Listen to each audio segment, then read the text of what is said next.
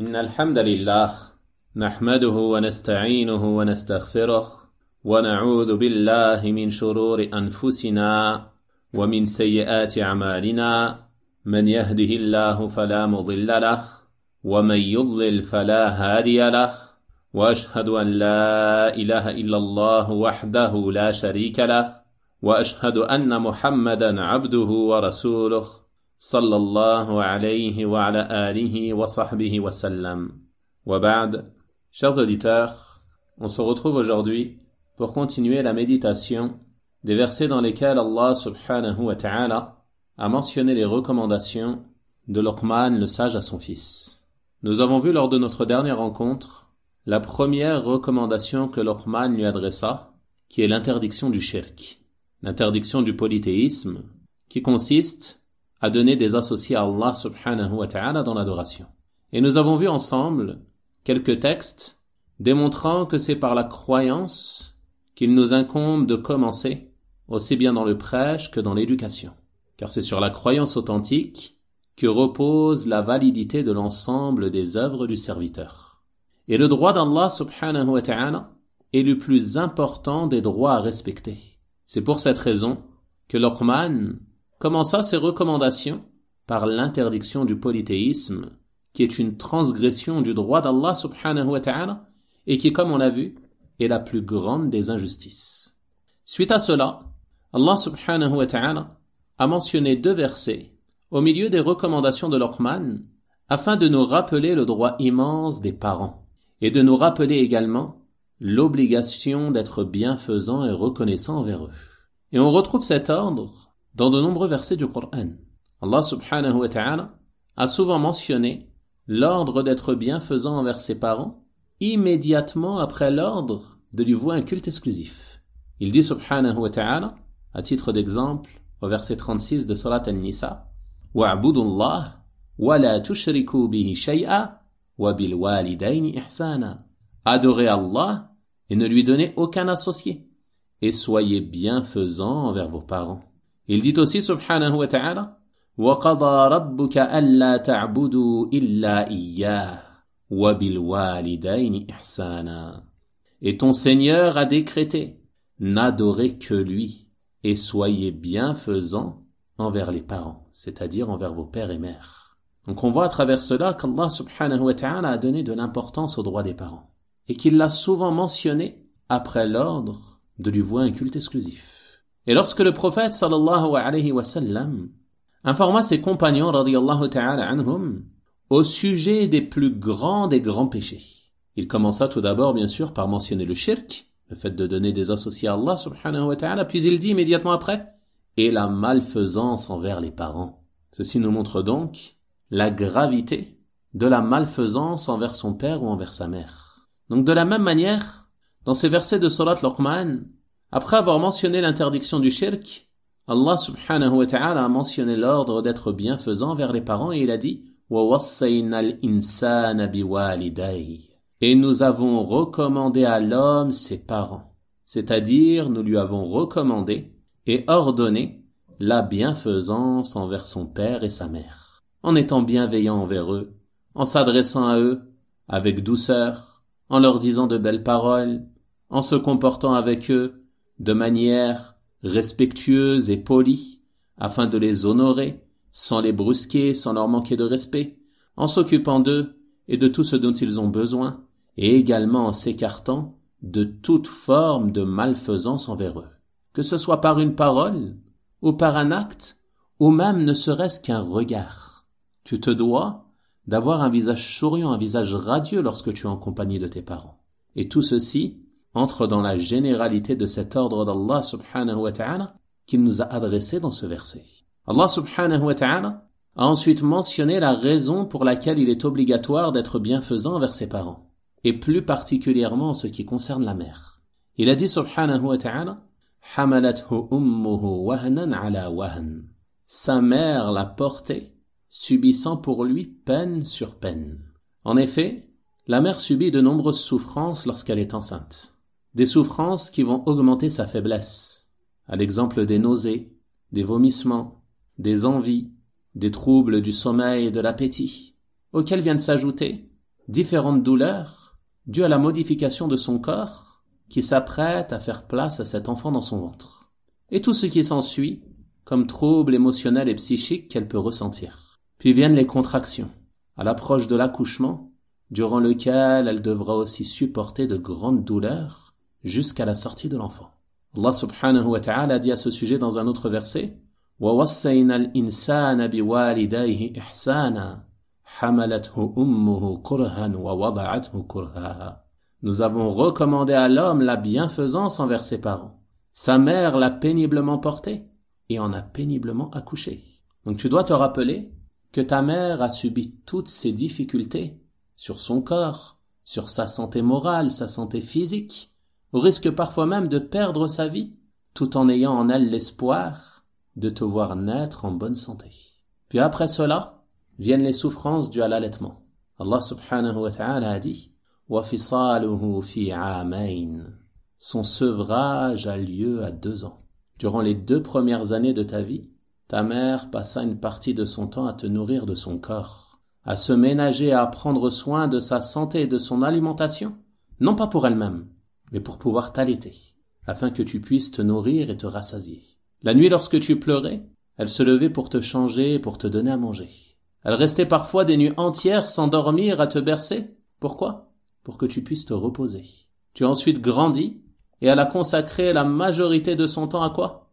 À s'occuper de toi, à te nourrir, te préparer à manger, à te laver, à t'éduquer et à prendre soin de toi jusqu'à ce que tu deviennes un homme. Et là encore, même une fois adulte, elle ne t'oublie pas. Mais beaucoup de mères seraient certainement prêtes à sacrifier leur vie pour leur enfant, à se priver pour que leur enfant mange, à se fatiguer pour qu'il se repose et à tout faire pour qu'il soit heureux. Si tu as conscience de tout cela, tu dois te poser la question et savoir si elle n'est pas en droit de profiter de ta bonne compagnie et de ta bienfaisance. N'est-elle pas en droit que tu fasses preuve de reconnaissance envers elle pour tout ce qu'elle a enduré? C'est pour cela qu'Allah subhanahu wa ta'ala nous a ensuite ordonné la reconnaissance et il a dit « Anishkur li wa li walidayk, ilayya al-masir » Sois reconnaissant envers moi ainsi qu'envers tes parents. Vers moi est la destination. Sois reconnaissant envers Allah en lui vouant un culte exclusif dans l'adoration et en utilisant les bienfaits dont il t'a comblé que dans son obéissance et en t'éloignant des péchés. Et sois aussi reconnaissant envers tes parents en étant conscient de tout ce qu'ils ont fait pour toi et de tout ce qu'ils font encore pour toi et redouble donc de bienfaisance à leur égard en leur tenant compagnie. Un homme vint au prophète sallallahu alayhi wa sallam et lui dit « Ô messager d'Allah, quelle est la personne qui mérite le plus ma compagnie ?» Le prophète sallallahu alayhi wa sallam lui dit « Ta mère ». L'homme lui dit « Puis qui ?» Le prophète sallallahu alayhi wa sallam de dire une fois de plus « Ta mère ». Il lui demanda encore « Puis qui ?» Il dit encore « Ta mère ». Il lui dit « Puis qui encore ?» Il dit alors « Puis ton père ». Donc on voit à travers ce hadith le droit immense des parents, et notamment la mère, car tes parents ce sont ceux qui méritent le plus ta compagnie. Comme il est triste aujourd'hui de voir certaines personnes passer des heures ou même des journées et des semaines dehors avec leurs amis ou en sortie et délaisser leurs parents. Ils préfèrent manger avec ses amis plutôt que manger avec ses parents. Ils préfèrent se promener avec ses amis plutôt que se promener avec ses parents. Ils préfèrent faire rire ses amis et les rendre heureux plutôt que faire rire ses parents. Il n'y a pas de doute que ceci est une erreur et que ce n'est pas convenable. Le prophète sallallahu alayhi wa sallam t'informe dans ce hadith que celui qui mérite le plus ta compagnie, c'est tout d'abord ta mère, puis ensuite ton père. Passe donc du temps avec tes parents. Consacre-leur une partie de ton temps, ne serait-ce que pour les réjouir et les rendre heureux, ou alors pour t'occuper de leurs affaires et de ce qu'ils ne peuvent plus faire eux-mêmes, surtout s'ils sont âgés. Wallahi, les parents, ce sont une porte large parmi les portes du paradis. Et le malheureux, c'est celui dont les parents sont en vie et qui ne tire pas profit de son temps pour faire preuve de bienfaisance envers eux. L'imam Muslim rahimahullah ta'ala rapporte d'après Abu Hurayra radiyallahu ta'ala anhu que le prophète sallallahu alayhi wa sallam a un jour dit « Qu'il soit humilié, qu'il soit humilié, qu'il soit humilié » à 3 reprises. On lui demanda alors « Qui donc au messager d'Allah ? Qui est celui contre qui le prophète sallallahu alayhi wa sallam invoque afin qu'il soit humilié ?» le prophète sallallahu alayhi wa sallam de dire: celui qui a atteint ses parents lorsqu'ils sont vieux, ou l'un d'entre eux, puis qui ne rentre pas au paradis. C'est-à-dire celui qui a l'un de ses parents en vie ou les deux, et qui ne profite pas de leur présence pour être bon envers eux, pour bien agir à leur égard. Mais au contraire, il se peut même qu'il se détourne d'eux, qu'il soit injuste envers eux, qu'il ne s'occupe pas d'eux, ou pire encore, qu'il soit malfaisant envers eux en les injuriant ou les frappant, comme on entend que cela arrive dans certains endroits, wal'iyadhu billah. Il est donc important pour nous de prendre soin de nos relations avec nos parents. Comme on a dit, de leur parler avec douceur, d'être bienveillant envers eux, de leur faire des cadeaux, de leur rendre visite, de leur téléphoner s'ils sont loin, afin de prendre de leurs nouvelles, et de les réjouir par de belles paroles, surtout lorsqu'ils sont âgés. Et ceci est le minimum à faire pour eux en titre de reconnaissance, tout en sachant que quoi que tu fasses, tu ne pourras pas être reconnaissant à hauteur de tout ce qu'ils ont fait pour toi. Donc redouble d'efforts et essaye de toujours en faire plus. On rapporte de Ibn Umar, radiyallahu ta'ala anhuma, qu'il vit un homme portant sa mère sur son cou et qui faisait le tawaf autour de la Kaaba. Il lui dit alors: oh Ibn Umar, penses-tu qu'en faisant cela, je lui ai donné son droit, j'ai été assez reconnaissant envers elle? Méditez la réponse d'Ibn Umar radiyallahu ta'ala anhuma. Il lui dit: non, même pas l'équivalent d'une seule de ces contractions. Pas même l'équivalent d'une seule de ces contractions. Une seule de ces douleurs qu'elle a subies durant l'accouchement. Donc ceci nous indique qu'il nous incombe de redoubler d'efforts, car quoi qu'on fasse, ce ne sera jamais assez pour être reconnaissant à hauteur de ce qu'ils ont fait pour nous lorsque l'on était enfant. Le prophète sallallahu alayhi wa sallam a dit dans un hadith authentique, rapporté par l'imam Muslim rahimahullah ta'ala, que l'enfant ne peut être reconnaissant envers son père, sauf si son père devient esclave et que l'enfant l'achète et l'affranchisse. C'est le seul moyen pour lui d'être suffisamment reconnaissant envers son père. Il nous incombe donc de faire des efforts pour être au service de nos parents, nous occuper de leurs affaires, être bon envers eux, leur dire de belles paroles afin de les réjouir et de leur tenir compagnie. Comme il est venu dans un hadith du prophète sallallahu alayhi wa sallam, qu'il dit à un homme qui voulait partir avec lui au combat. Le prophète sallallahu alayhi wa sallam lui dit alors: ta mère est-elle encore en vie? Et l'homme lui répondit que oui.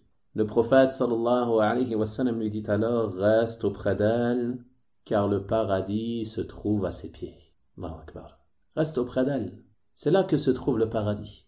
Par la bienfaisance envers ta mère, par la bienfaisance envers ton père, la bienfaisance envers les parents, c'est une œuvre de bien considérable qui est malheureusement négligée par beaucoup de personnes. Beaucoup de personnes cherchent des moyens de se rapprocher d'Allah subhanahu wa ta'ala. Ils cherchent à faire des actes qui sont parfois au-dessus de leurs capacités, en termes de prière, d'aumône, de lecture, d'études et ainsi de suite. Et en parallèle de cela, ils négligent leurs parents. Ils ne les appellent pas, ne prennent pas de leurs nouvelles, ils ne s'occupent pas de leurs affaires. Ou pire encore, il se peut qu'ils les négligent, les méprisent, ou soient malfaisants. Et ceci est un grave péché.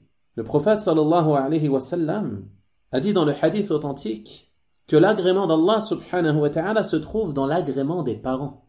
Et que la colère d'Allah subhanahu wa ta'ala se trouve dans la colère des parents. Tu dois donc prendre garde à ce que tes parents ne soient pas en colère contre toi. Et faire des efforts pour qu'ils soient satisfaits de toi. Et parmi les plus grandes formes de bienfaisance envers les parents, il y a l'invocation en leur faveur. Et plus particulièrement l'imploration du pardon d'Allah subhanahu wa ta'ala en leur faveur. Il y a en cela un bien immense. Et si tes parents sont vivants et qu'ils ne sont pas musulmans, alors il est légiféré pour toi d'implorer Allah subhanahu wa ta'ala et de lui demander de les guider à l'islam. Car ceci est la meilleure chose qui puisse leur arriver ici-bas. D'après Abu Huraira, radiyallahu ta'ala anhu, le messager d'Allah sallallahu alayhi wa sallam a dit: certes, Allah élève le degré du serviteur vertueux au paradis. C'est-à-dire que le serviteur vertueux, il se fait élever à un degré éminent. Et celui-ci dira alors: ô Seigneur, d'où me vient cela? C'est-à-dire, qu'est-ce qui me vaut d'atteindre ce degré éminent?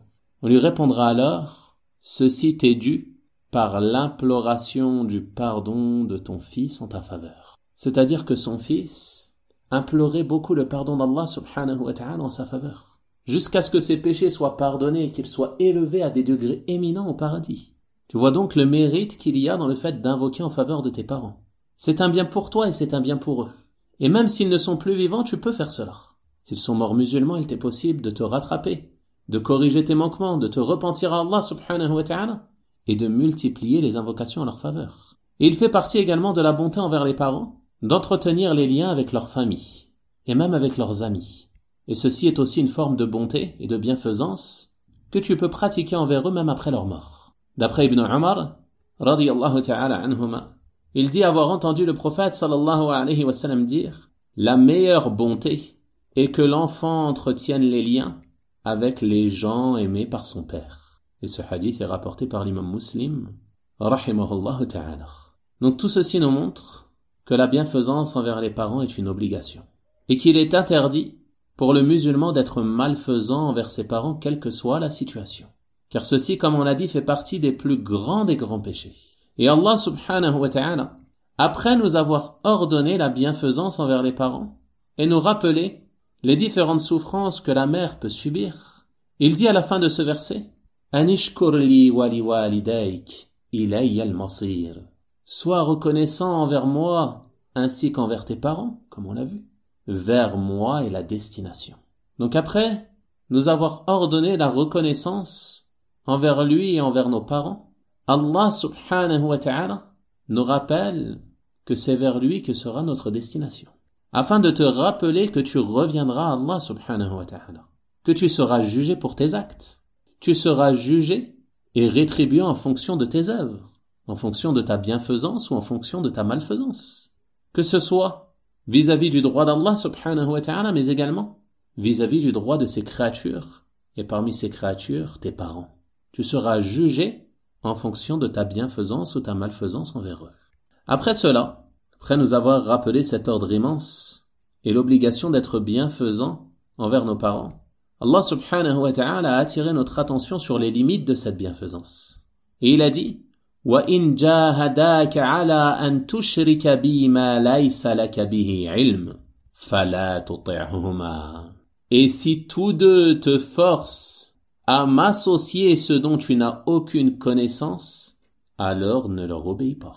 Si tes parents veulent te forcer à donner des associés à Allah subhanahu wa ta'ala, si tes parents veulent te pousser à transgresser les limites d'Allah subhanahu wa ta'ala, si tes parents veulent te pousser à faire des péchés, à délaisser tes obligations, ne crois pas qu'il fait partie de la bienfaisance envers eux de leur obéir dans le péché et la transgression.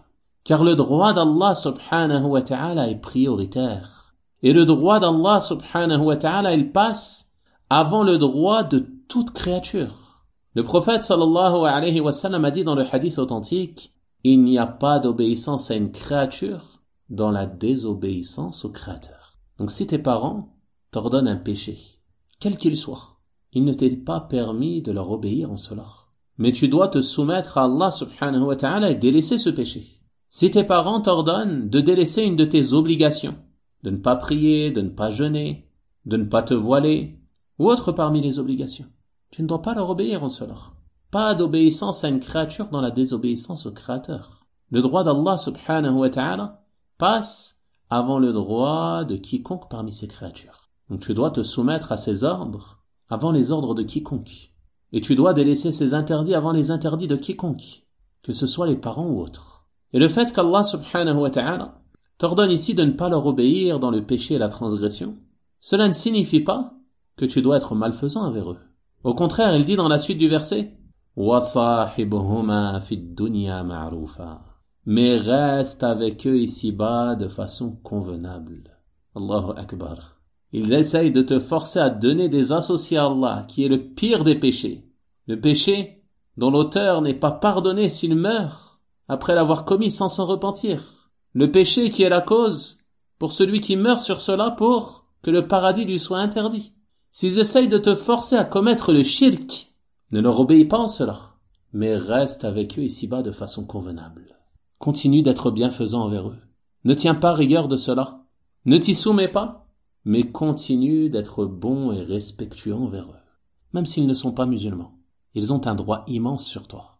Le droit à la bienfaisance, le droit à la bonté, le droit à ta bonne compagnie, même s'ils t'ordonnent de faire des péchés. Patiente vis-à-vis d'eux. Ne leur parle qu'avec douceur et sois pour eux une bonne compagnie. Donc il y a dans ce verset la réponse à toute personne qui s'interroge sur la manière de se comporter avec ses parents qui ne sont pas sur le droit chemin et qui voudraient le voir transgresser certains interdits ou délaisser certains ordres, ou qui aimeraient le voir commettre avec eux certains actes innovés qui ne sont pas légiférés, ou encore ceux qui ont des parents qui ne sont pas musulmans et qui voudraient les empêcher de pratiquer leur religion comme il se doit. Allah subhanahu wa ta'ala t'a indiqué la voie à suivre avec eux. Ne leur obéis pas, mais reste avec eux ici-bas de façon convenable. C'est-à-dire que ceci ne doit pas avoir d'incidence sur le respect et la bienfaisance que tu leur dois. Ceci ne doit pas t'empêcher de continuer de bien te comporter avec eux. Ceci ne doit pas t'empêcher d'être bienfaisant envers eux, de leur parler avec douceur, de leur parler poliment, de leur parler avec respect et considération. Simplement, tu ne leur obéis pas dans le péché. C'est tout ce qui t'est demandé.